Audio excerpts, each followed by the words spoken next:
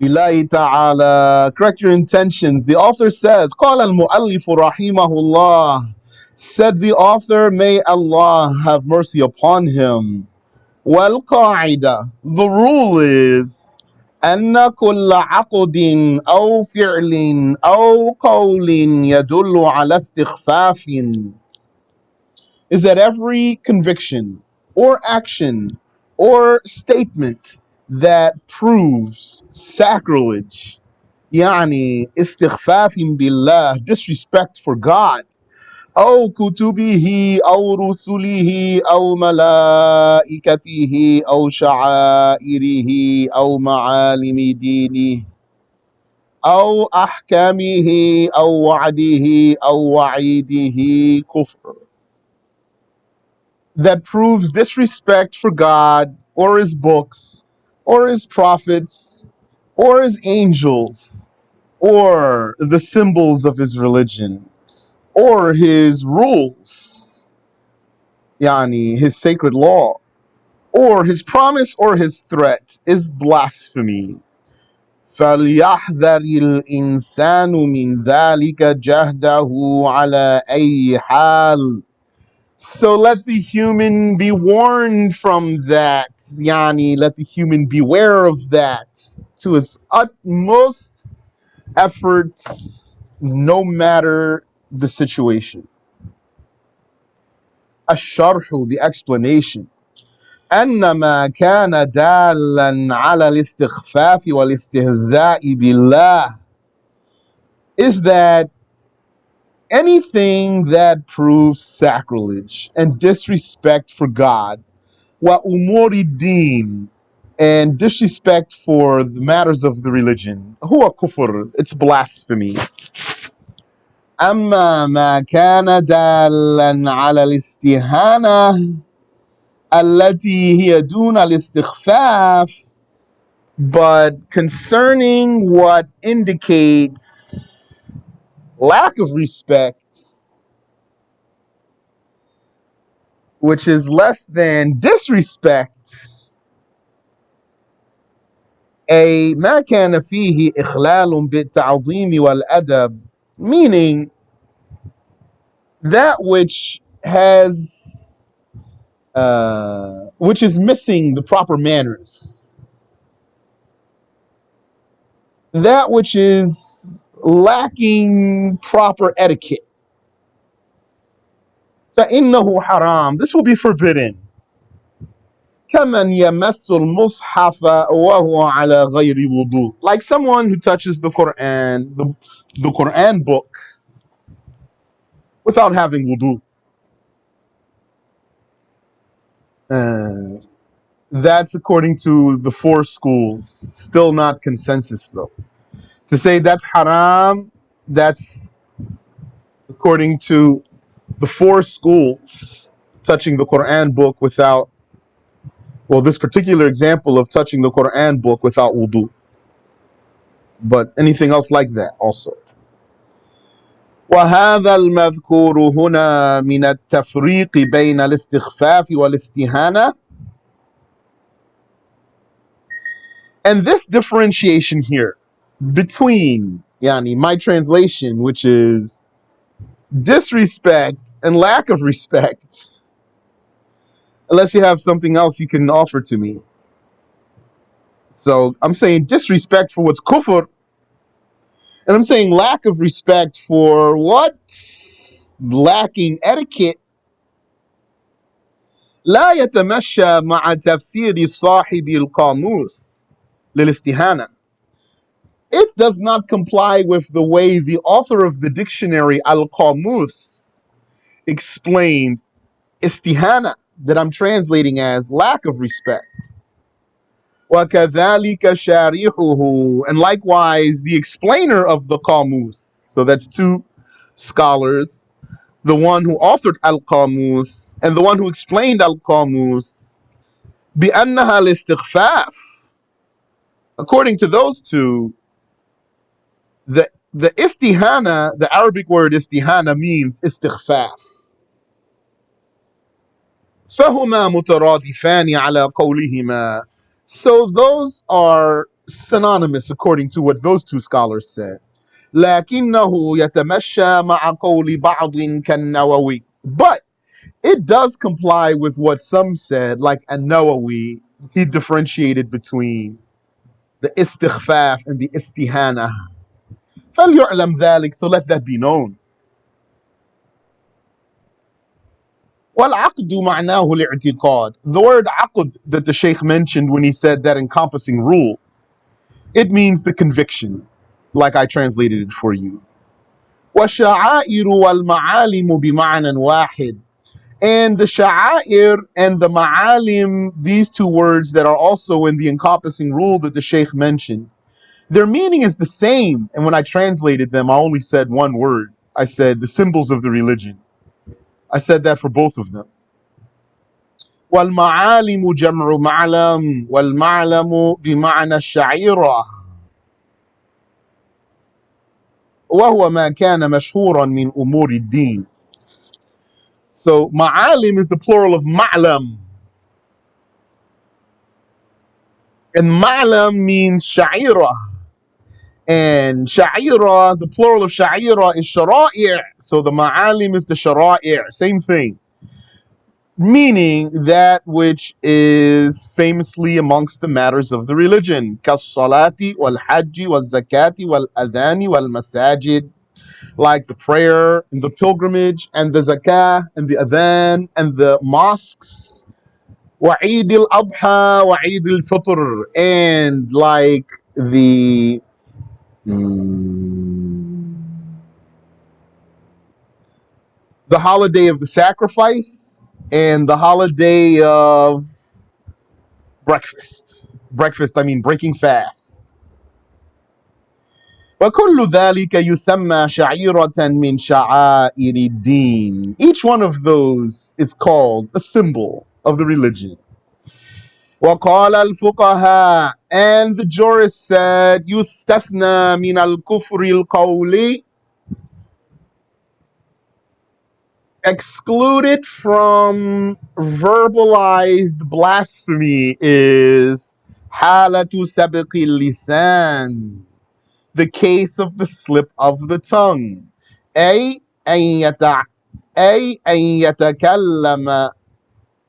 أن يتكلم الشخص بشيء من ذلك.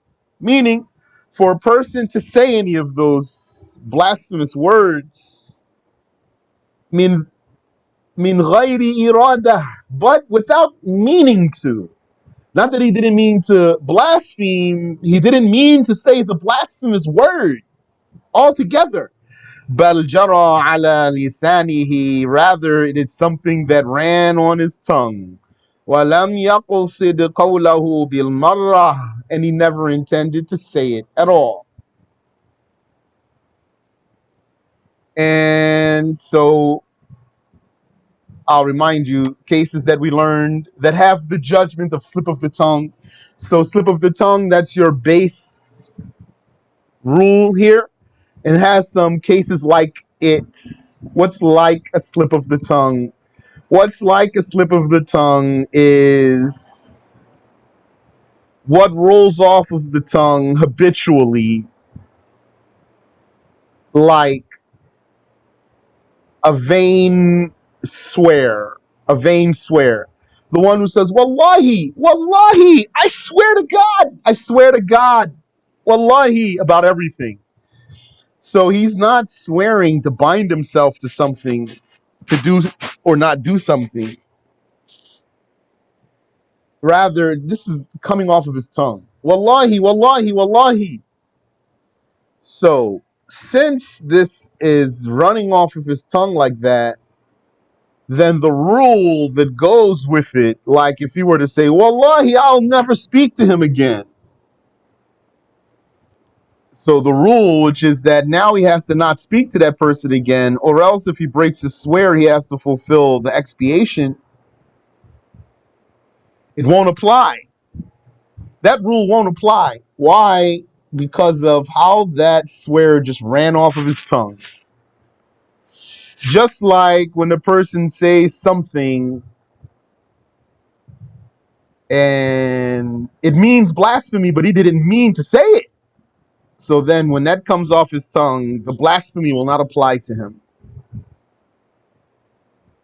So what comes off of the tongue, like the vain swear, is like a slip of the tongue. So that's going to be, you're saying some profanity about some things sometimes. Saying here, the person's not aware when it comes. Yani, don't be confused here. Stick to the example, which is what? It comes off of his tongue like the vain swear, like the one who says, Wallahi, habitually. So if it's like that, then it's not going to be blasphemy. When, like, if it's a profanity, for example,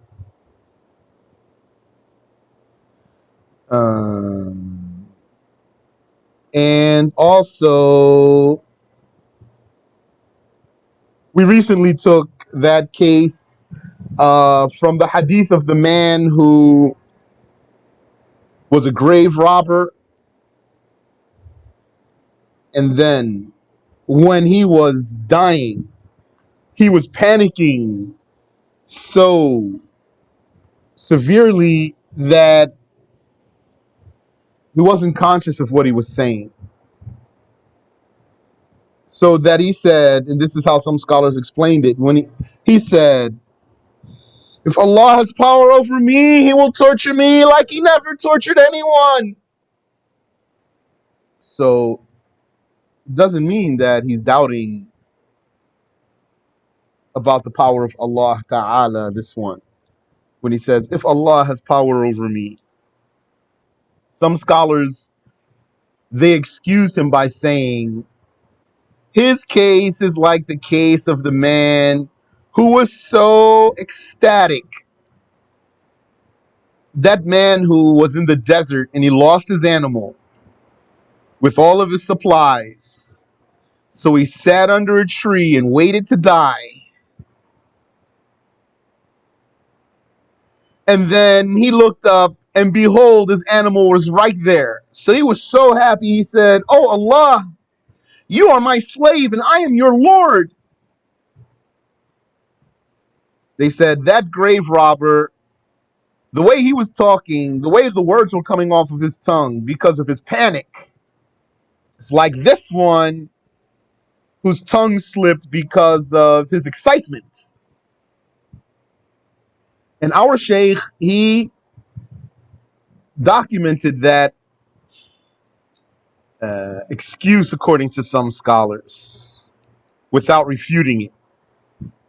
وَحَالَةُ غَيْبُوبَةِ الْعَقْلِ, and the case of the absence of intellect. أي عدم صحو العقل, meaning the lack of clarity of intellect. We mean he cannot think, like he's crazy or he's asleep. وحالة الإكراه, and the case of compulsion. فمن نطق بالكفر بلسانه مكرها بالقتل ونحوه.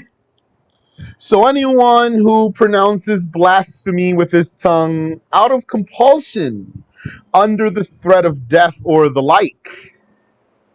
The like, it means getting his arms and legs cut off, for example. That's the threat. To have his arms and legs dismembered. So that's going to lead to his death. Yani, for example, he's going to bleed to death.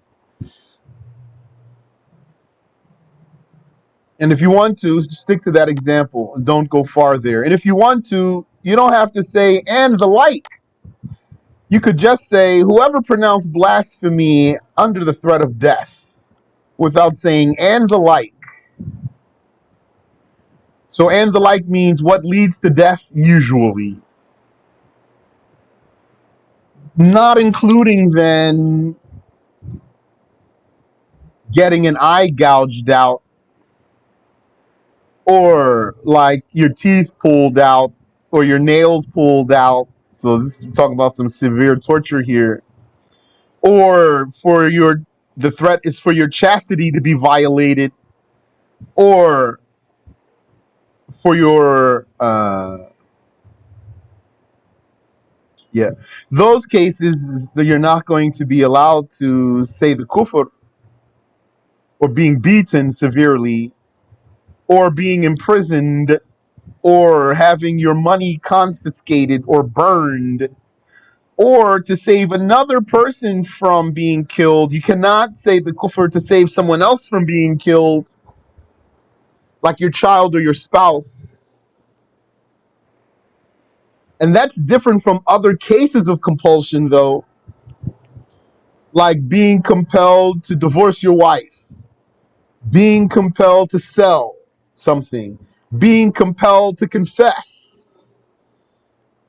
The crooked cops knuckled you up and you're going to confess or else.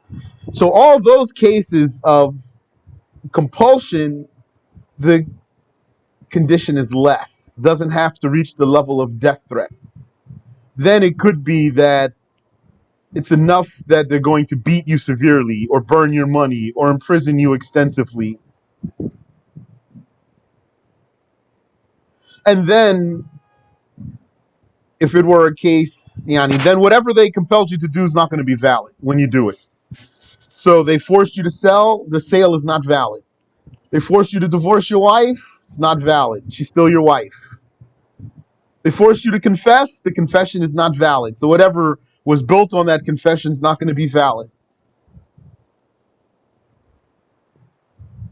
وَقَلْبُهُ مُطْمَئِنٌ بِالْإِيمَانِ, as long as the person's heart is tranquil with faith. غَيْرَ شَارِحٍ صَدْرَهُ بِالْكُفْرِ, as long as his heart were tranquil with faith and not receptive to the blasphemy, الَّذِي يَجْرِي عَلَى لِسَانِهِ, that blasphemy that's running off of his tongue. فَلَا يَكْفُرْ, then he won't blaspheme. And keep in mind also that in these cases of compulsion, for blasphemy or otherwise, the condition for that thing you're being compelled to do to not be valid is that you do merely what you were compelled to do. So if you were threatened to renounce Allah and you said, I renounce Allah and His Messenger, then you committed kufr. And if you were threatened to divorce your wife once and you said, I divorce her twice or three times, then she's divorced. Because whatever you were not compelled to do, then that means you did it on your own accord. Tanbih, notice. ينبغي أن يضاف إلى قولهم مستثنى من الحكم بالتكفير من نطق بكلمة الردة حالة الإكراه وحالة سبق اللسان وحالة غيبوبة العقل. Notice,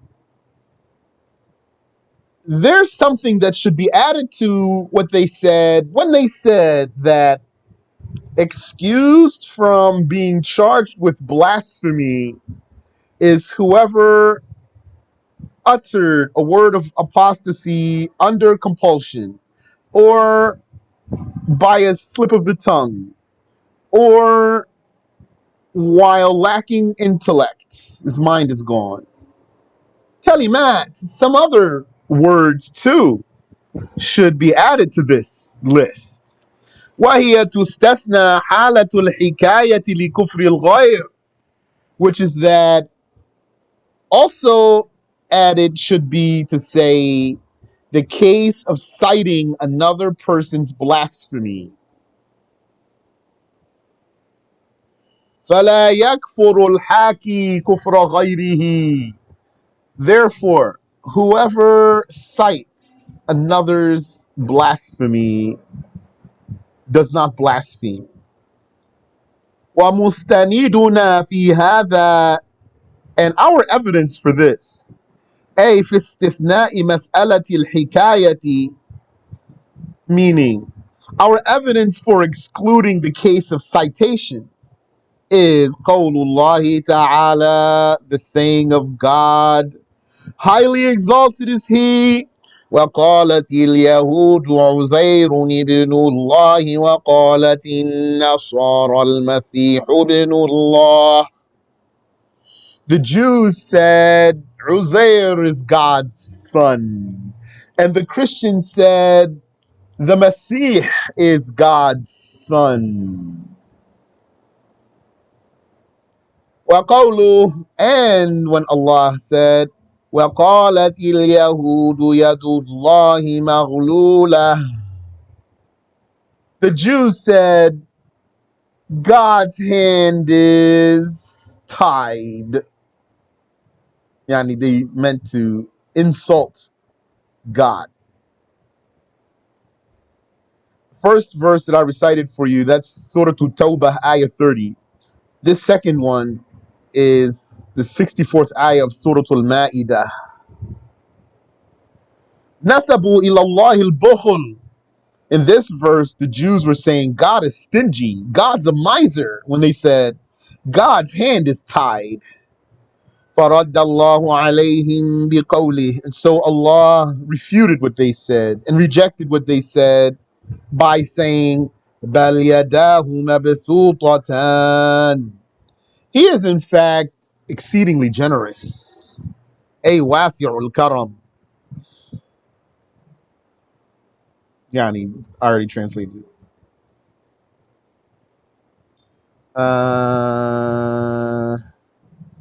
Now, few things here. One, the Jews said Uzair is God's son. This means a sect of them, not every sect of them. That's one thing. Another is here, Al-Masih, I didn't translate it as Messiah, although they sound the same. Masih, Messiah, so one might assume same things, but I didn't find when I researched that. Yani, when the Christians say Jesus is the Messiah, from what I researched and what I heard from Christians, that it means anointed one, rubbed with oil. But Masih, though, means the one who used to wipe on the sick people and cure them. From Masaha, basically means wiper. Masih, someone who wipes. So they're not saying that. Or Al-Masih means the one who tours. He goes around. He basically, in Christian terms, say he's a missionary. Goes different places to call people to religion. Al-Masih, the one who does siyaha, touring. So I didn't find for the word Messiah that they use that it means this or this. So I don't translate Masih as Messiah. No. ثم الحكاية المانعة لكفر حاكي الكفر. Furthermore, the citation that protects the citer of the blasphemy from blasphemy إما أن تكون في أول الكلمة التي يحكيها عمن كفر. It either has to be before the blasphemous word that he's citing, أو بعد ذكره الكلمة عقبها, or it would have to be after the blasphemy that he's citing immediately. أي وكان في نيته أن يؤخر أداة الحكاية من الابتداء. But he already had the intention to delay the citation from the beginning. From the beginning, so this means he wanted to cite someone's kufr, and he wanted to put the citation after the statement. He can, there's no problem here. So then he says the kufr, and then he cites it. So he says, كذا وكذا, such and such kufr said so and so. That's valid. فلو قال المسيح ابن الله قول النصارى أو قالته النصارى. So had he said, Jesus is God's son, is what the Christians said, or Jesus is God's son, the Christians say, فهي حكاية مانعة للكفر عن الحاكي. Then this is a valid citation that protects the citer from blasphemy.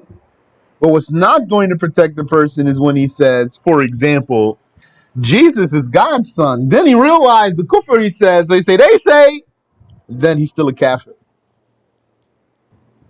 فأداة الحكاية لكلمة الكفر إن قدمت فهي أحسن. So this citation for the blasphemy, if it is advanced ahead of the blasphemy, if it is stated, if the citation is given before saying the word of blasphemy, that's better. وَإِنْ أُخِّرَتْ نَفَعَتْ لِدَفْعِ الْكُفْرِ عَنِ الْحَاكِي. And if it is delayed, it still is beneficial for protecting the citer from blasphemy. وَهَكَذَا الْحُكْمُ فِي الْكِتَابَةِ. And this is also the rule when it comes to writing the blasphemy. فمن كتب كلاما فيه كفر مع أداة الحكاية قبل الكلام الذي هو كفر أو بعده متصلا به وكان ناويا قبل أن يكتب كلام الكفر أن يتبعها بالحكاية فلا يكفر.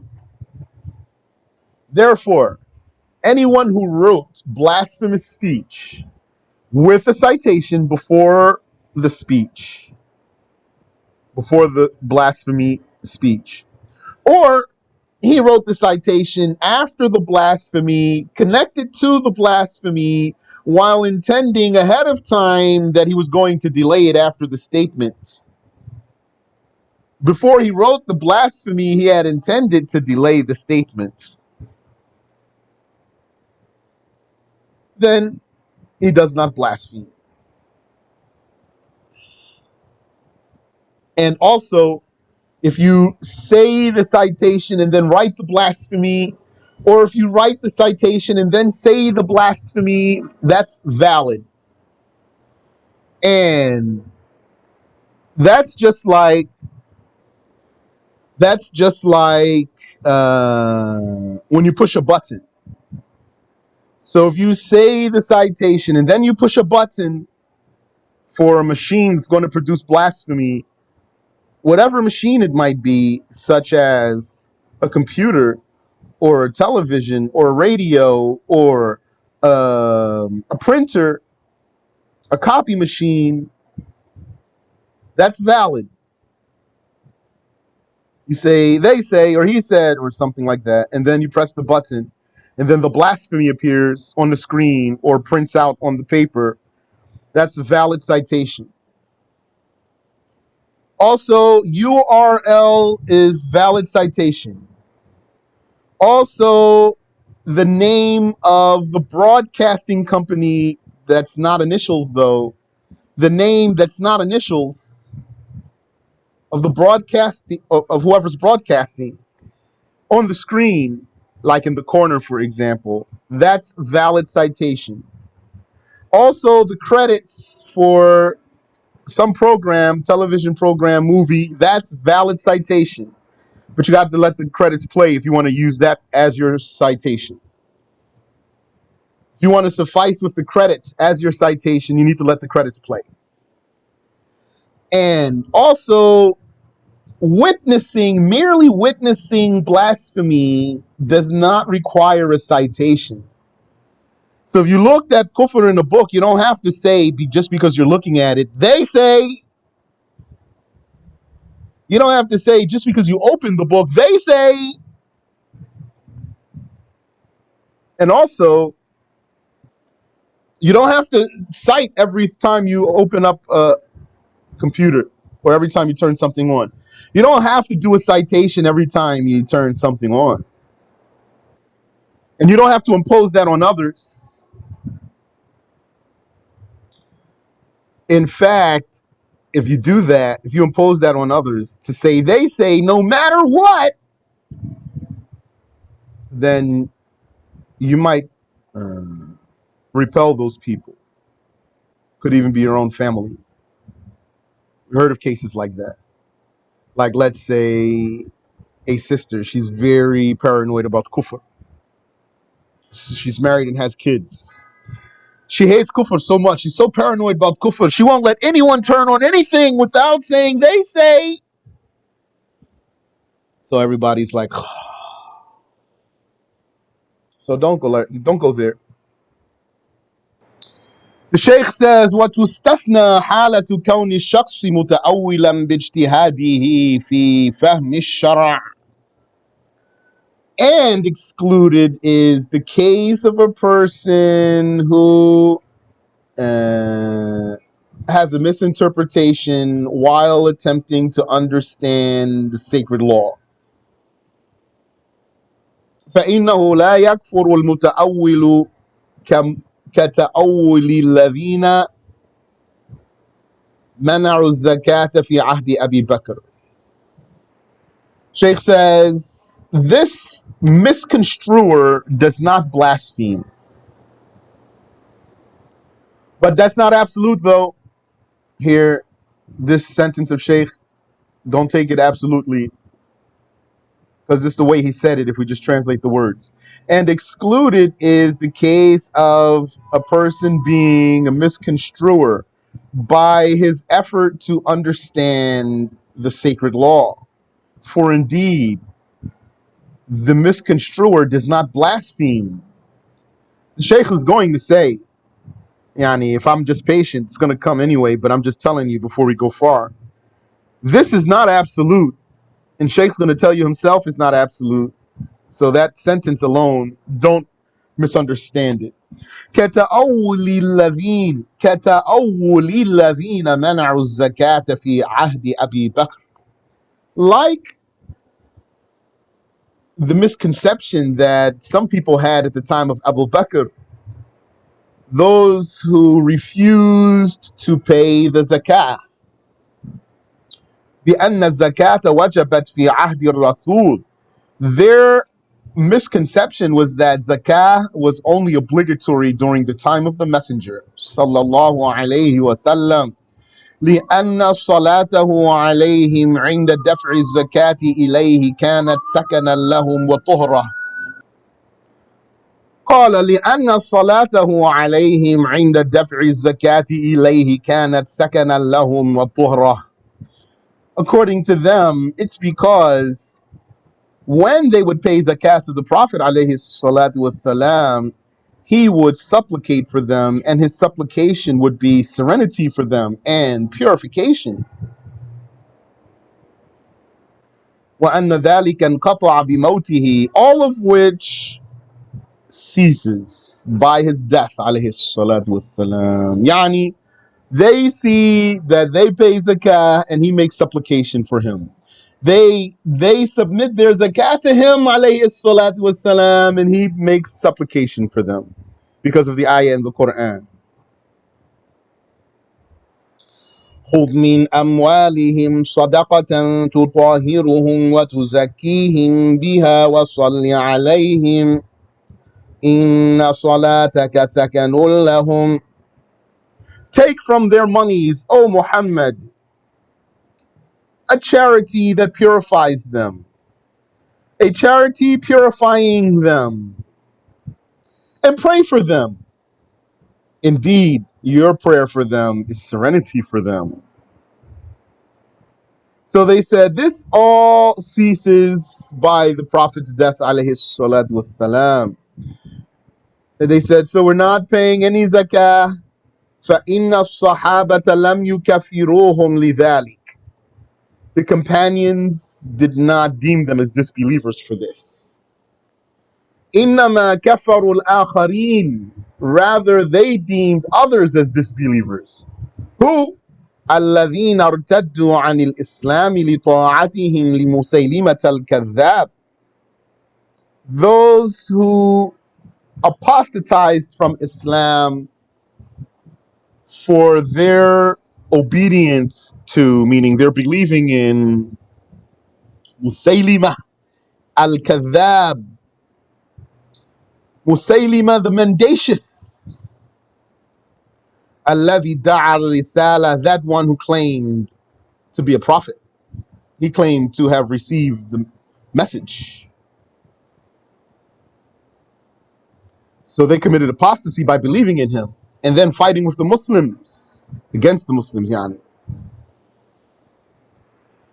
فمقاتلتهم لهؤلاء الذين تأولوا منع الزكاة على هذا الوجه كان لأخذ الحق الواجب عليهم في أموالهم. So fighting them, those who misinterpreted and refused to pay zakah in this way, fighting them was to take the obligatory right on their money, the right that was over their money, the religious right over their money. Abu Bakr had to. He couldn't leave them like that.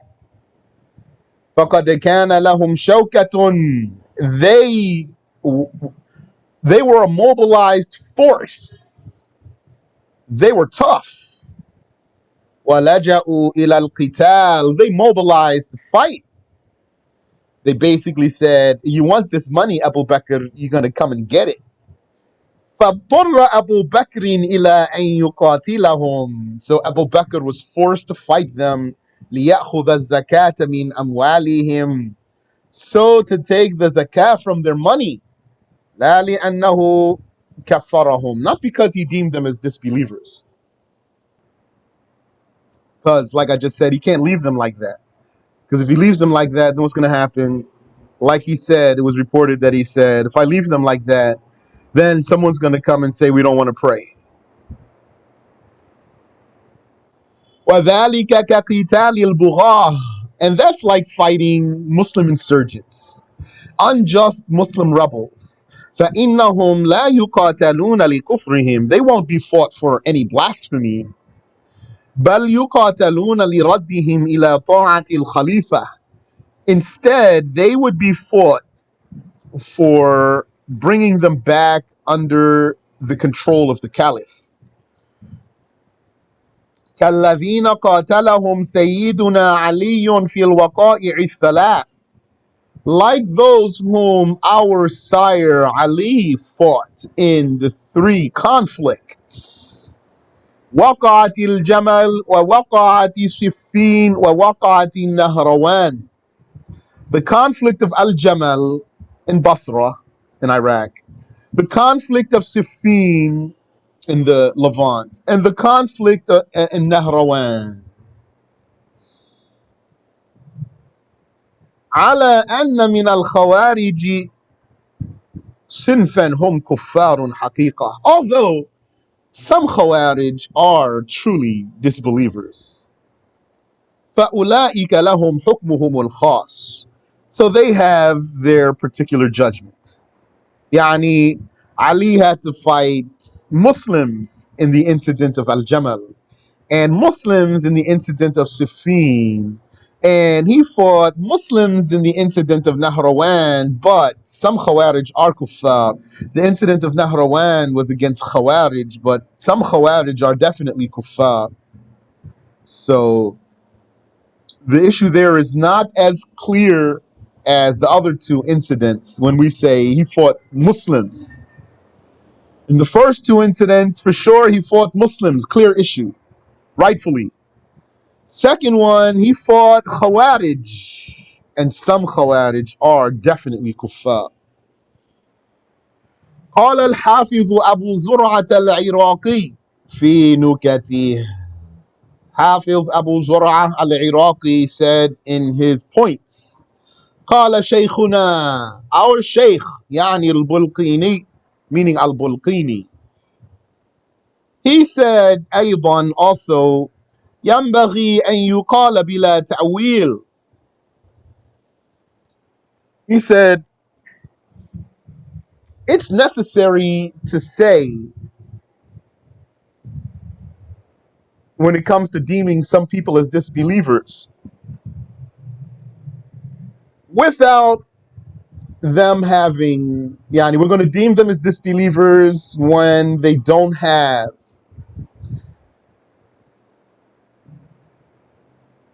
a misinterpretation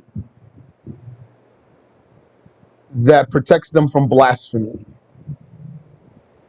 لِيَخْرُجَ الْبُغَاةِ, so to exclude Muslim insurgents, unjust Muslim insurgents. I think it's obvious here, we mean they're fighting the caliph. Sometimes non-Muslim invading forces, some invading non-Muslims, they would say about Muslim fighters, Muslim insurgents. I don't mean that here.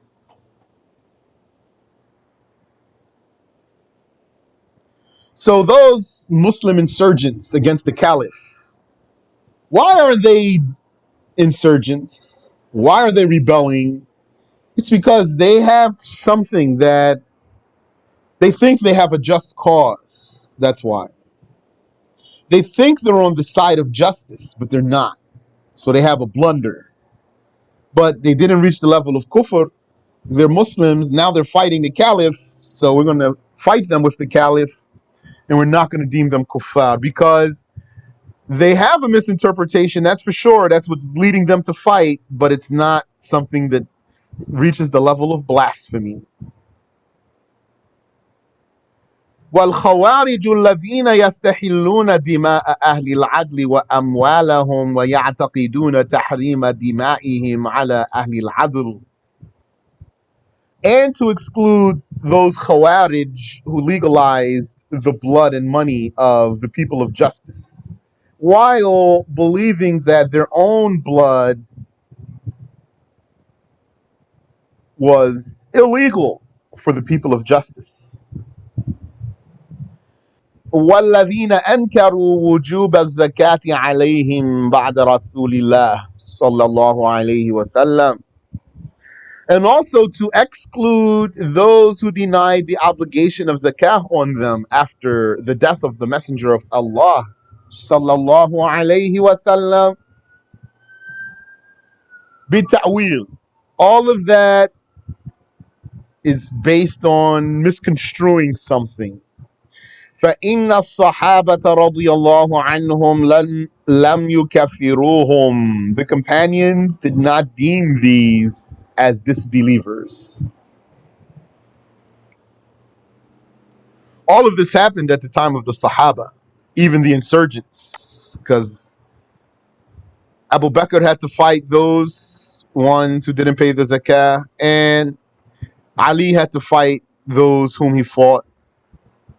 And the Khawarij, Ali had to fight them.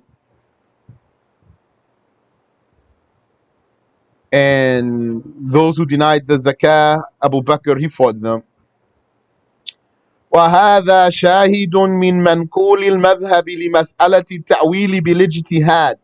And this is a reference from the documents of the madhab about the case of misconstruing. Here, Shaykh is using the word ijtihad. And ijtihad here means, in this case, a blunder. He made a mistake. That's what Al-Ash'ari meant when he said what Muawiyah did was an ijtihad. Not to mention that Al-Ash'ari used other words along with the word ijtihad, like munkar and baghi, and other words he used that means haram. So what does a Muawiyah lover do? What should we call those guys? Muawiyun? He would take the quote of Ibn Furak. He's the one who's citing what Al-Ash'ari said, who's logging what Al-Ash'ari said. He would take the quote, the logging, the documentation of Ibn Furak about what Al-Ash'ari said about what Muawiyah did, and he would just underline the word ijtihad for example, and say, look, it's right there. He said it's an ijtihad. And all the other words are right there on the page too. He's just not going to acknowledge them though. He's just simply not going to acknowledge them. It's right there. So this one, he's really going to hope you don't understand Arabic. Or he's going to hope that he gaslit you, that you're just not going to dare, like, oh, there must be a reason. Ah, man, yeah, it does say ijtihad there. All those other words that are right there on the page in between, those must be meaningless. Fact of the matter is, all those other words that are there, they explain what Al-Ash'ari meant by ijtihad when he talked about what Muawiyah did. Those people are just taking the word ijtihad and trying to, if only they could bring some correction fluid and paint it over the words, the other words that they don't want, and then just present to you that Al-Ash'ari said, ijtihad. أولئك الذين ظهروا في الصدر الأول كانوا على قسمين. Those Khawarij that appeared in the beginning of Islam, they were two divisions. قسم يكفرون أهل السنة قاطبة ويستحلون دماءهم. One group deemed the people of the prophetic way as disbelievers altogether, and they legalized killing them. كالخوارج الذين يكفرون كل من عداهم. Like those Khawarij who deem as disbelievers everyone other than themselves. فهؤلاء كفار. Those are disbelievers. وقسم كالخوارج الذين وقسم كالخوارج الذين يكتفون بتكفير بسم الله. وقسم كالخوارج الذين يكتفون بتكفير مرتكب الكبيرة. And there's another division like the Khawarij who used to suffice with deeming as a disbeliever whoever committed a major sin.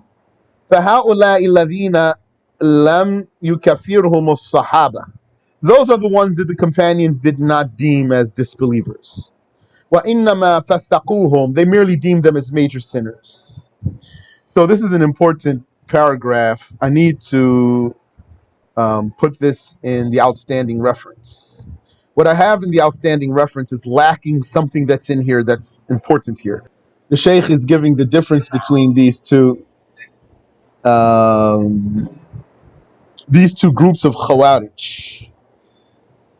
فالخارجي الذي يكفر أهل السنة قاطبة ويستحل دمهم فهو كافر. So the Khariji, the person from the Khawarij, who deems the people of the Sunnah altogether as disbelievers, and he legalizes killing them, then he is a disbeliever. وأما الخارجي الذي يكفر مرتكب الكبيرة فهذا الذي لم يكفروه. As for the Khariji who deems as a disbeliever someone who commits a major sin, that's the one that they didn't deem him as a kafir. ولكن فسقوه, rather they deemed him as a major sinner. وقولنا في الخوارج باستثناء بعضهم من الذين لم يكفروا لثبوت ما يقتضي التكفير في بعضهم. And what we said about the Khawarij, excluding some of them from being deemed as disbelievers, excluding some of them from being deemed as disbelievers. Why not all of them? Why are we excluding some of them? Why are we not deeming all of them as disbelievers? Or why are we not deeming all of them as believers? Why are some of them excluded? لِثُبُوتِ مَا يَقْتَضِي التَّكْفِيرَ فِي بَعْضِهِمْ. Because it's confirmed from the Prophet ﷺ that some of them must be deemed as disbelievers. كما يؤيده قول بعض الصحابة الذين رووا أحاديث الخوارج. As supported by what was said by some companions who narrated the hadiths of the Khawarij. وأما ما يروى عن سيدنا علي من أنه قال, and concerning what was reported about our master Ali, that he said, إخواننا بغوا علينا, our brothers have rebelled against us. This was reported about Imam Ali. فليس فيه حجة للحكم على جميعهم بالإسلام. This does not have evidence to deem all of them as Muslims, because it was reported that Ali said, our brothers rebelled against us. That's not evidence to say all of them are Muslims.